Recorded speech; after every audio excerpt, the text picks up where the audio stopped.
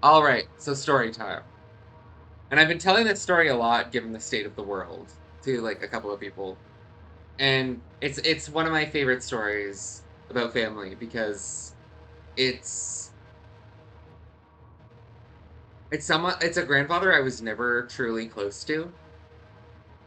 So my grandfather Julian um lived in Poland in the late 1930s. Jewish. You might see where this is going. Um yeah, so he was put in a concentration camp during the Second World War. It is about me because this is my family was very important to my life before I transitioned and lost most of my family.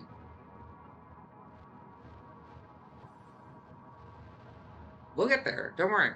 So, of course, I didn't know this until his funeral. So at his funeral, hang on, this is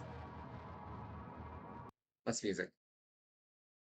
So at his funeral, I met people that knew him back in Poland and Western Russia, what's now Russia. It wasn't really all Russia at the time. It's complicated, right?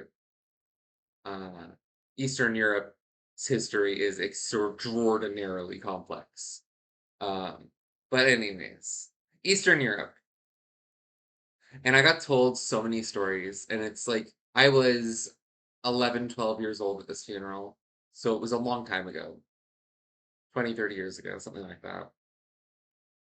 And the outpouring of love from these like 80, 90-year-old men about my granddad is something that has stuck with me ever since. Like the idea in a world that is as chaotic as now of having people in your life for decades. As someone who has had like such a heavily chaotic life, I have moved dozens and dozens of times. I have been homeless. I have had to literally flee from my parents. And anyways, the story about my grandfather is he was literally being transported to be killed. Like he was being transported between concentration camps. He never knew exactly which one, but like I'm sure we can guess. There were only so many where they had the fucking ovens, right? Um, but it hit a landmine. The transport he was in hit a landmine. He was one of the only survivors. He doesn't know. He never knew how long he was running for, but he managed to find fucking British paratroopers that rescued him. And when he was eventually transported to London, because he was in very critical condition, um, as you would expect from someone who in a vehicle that hit a landmine, um, he met my grandmother, and they would later adopt my granddad Morris,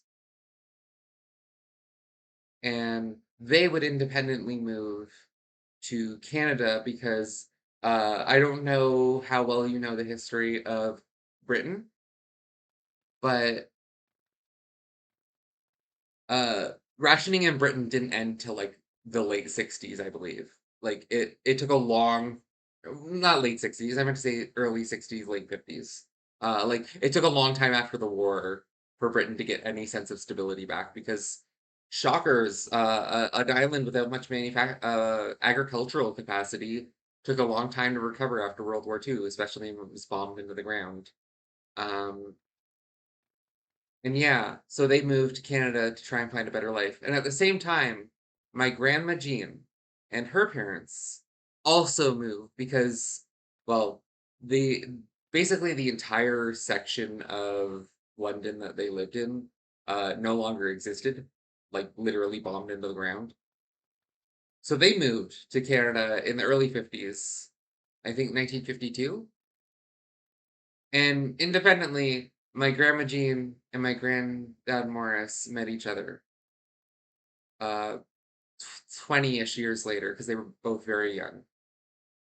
Um, and they had a very complicated relationship.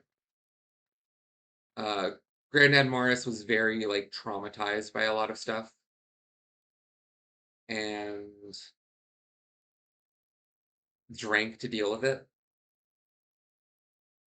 And their marriage didn't last very long.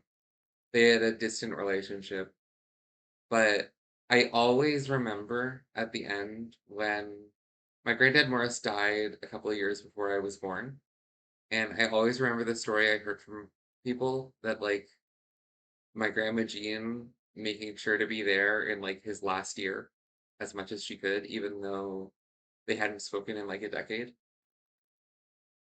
And I don't know. I think of those sorts of relationships these days a lot because the world is fucking terrifying right now.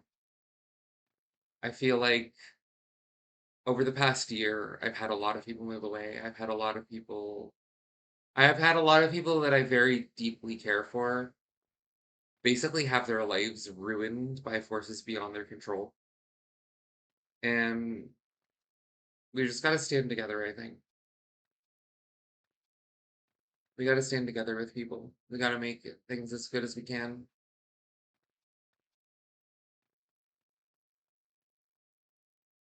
Yeah, I think a lot about my granddad, Julian. I think a lot about my grandma, Nan. I say grandma Nan when that's like my grandma Yachik. Her name was Yachik. Um, also a refugee from Poland, but became a nurse in London. Um,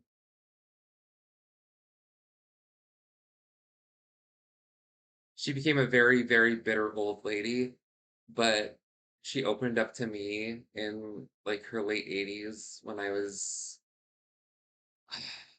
I forget exactly when how old I would have been, but I couldn't have been more than like a late teenager. She passed when I was like in my mid 20s. And like, oh my God, like the pain that she dealt with because she outlived everyone. And these days I'm thinking that like we really have to reach out to older people because we have a problem these days with people getting sucked into these fucking right-wing pipelines. But I think what the reality is a lot of these people are just lonely. Like a lot of these people feel like they're at the end of their lives. Like a lot of the people that have they've loved, a lot of the people they've cared for have passed away. And so the only people they can watch out for is themselves. And I think a lot of old people are just deeply, deeply lonely. And I think about my grandma and how like when she finally opened up to people, like in the last like 6 or 7 years of her life seemed to improve.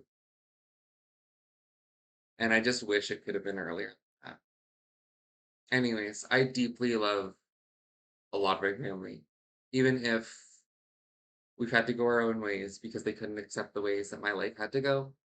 They couldn't accept the person that I actually was. They couldn't try and be better. I deeply love them all, and I hope only the best for them all. That's your fun fact for the day. I'm just thinking about it a lot lately as like the world is difficult right now.